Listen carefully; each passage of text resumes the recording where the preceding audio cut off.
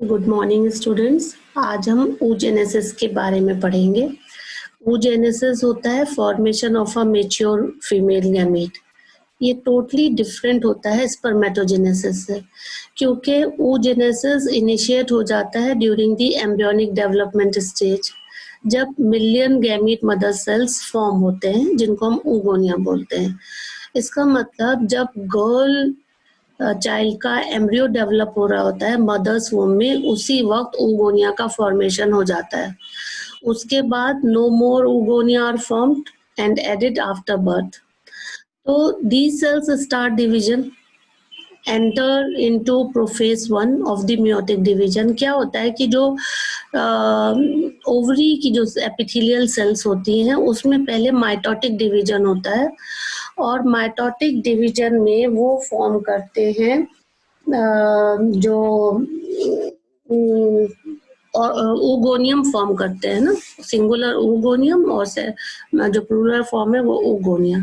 उसके बाद मियोसिस होता है। मियोसिस के बाद प्राइमरी oocytes बनते हैं, राइट। जब वो प्राइमरी oocytes बनते हैं उसके बाद, अब आप इस डायग्राम में देखोगे यहाँ पर ये प्राइमरी फॉलिकल बन रही है ना।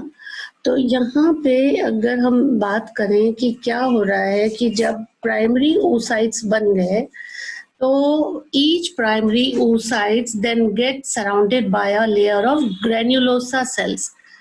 ये जो आप देख रहे हो ना, ये जो ब्राउन देख रहे हो, ये ग्रेन्युलोसा सेल्स है, उससे सराउंड हो जाता है। अब हम इसको प्राइमरी फॉलिकल बोलेंगे। क्या बोलेंगे? Primary follicle. उसके बाद a large number of these follicles degenerate during the phase from birth to puberty।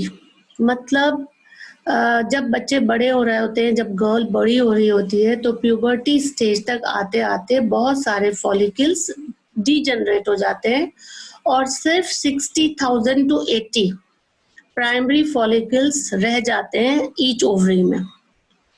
और जो प्राइमरी फॉलिकल्स हैं वो दोबारा से सराउंडेड होते हैं by more layers of granulosa cells, और एक न्यू थेका बन जाता है, जिसको अब हम सेकेंडरी फॉलिकल बोल रहे हैं।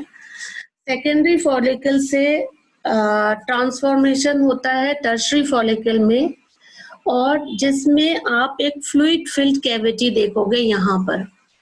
इसको बोलते हैं, फ्लूइड फिल्ड कैविटी को बोलते हैं antrum. So the theca layer is organized into an inner theca and outer theca। inner theca को बोलते हैं interna, और outer theca को बोलते हैं externa। और ये बहुत इम्पॉर्टेंट बात है कि मैं आपको बताऊं कि जो प्राइमरी oocytes है वो टर्शरी फॉलिकल में ग्रो करती है, और साइज में ग्रो करेगी, और उसमें फर्स्ट मियोटिक डिवीजन कंप्लीट होगा। फिर actually it is an unequal division. उसमें दो चीजें बन रही हैं। एक बन रहा है सेकेंडरी oocyte जो हैप्लॉइड है, और पोलर बॉडीज बन रही हैं।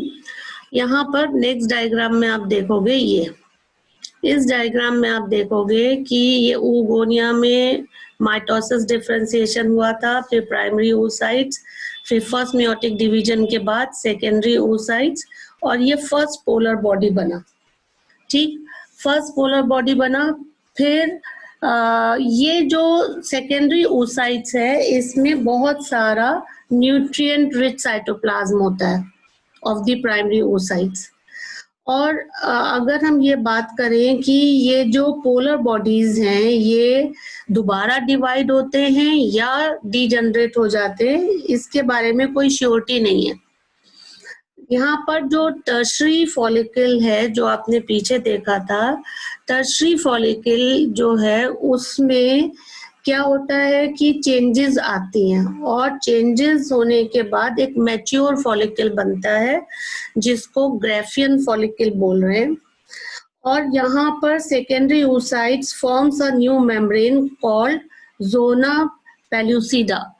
ये आपको जब मैं फर्टिलाइजेशन पढ़ाऊंगी तब मैं आपको इस लेयर के बारे में, जोना पेल्यूसिडा के बारे में बताऊंगी। जो ग्रेफियन फॉलिकल है वो रप्चर होता है, और रप्चर होने के बाद उसमें से ओवम रिलीज होता है, और ये प्रोसेस कहलाता है ओव्यूलेशन। ठीक, अब इस वाले डायग्राम में जो नीचे है इसमें दोनों को आप समझ सकते हो, स्पर्मेटोसाइट्स को, जिसमें स्पर्मेटोजेनेसिस को और oogenesis को। यहाँ पर स्पर्मेटोगोनिया था जिसमें डिफरेंशिएशन हुआ, माइटोटिक डिवीजन हुआ, प्राइमरी स्पर्मेटोसाइट्स बने। फिर फर्स्ट मियोटिक डिवीजन के बाद सेकेंडरी स्पर्मेटोसाइट्स, फिर सेकेंड मियोटिक डिवीजन के बाद स्पर्मेटिड्स, फिर डिफरेंशिएशन के बाद स्पर्मेटोजोआ जिसको हम स्पर्म्स बोल रहे हैं। इसी तरह से फीमेल उसमें क्या हो रहा है, ओवरी में एपिथेलियल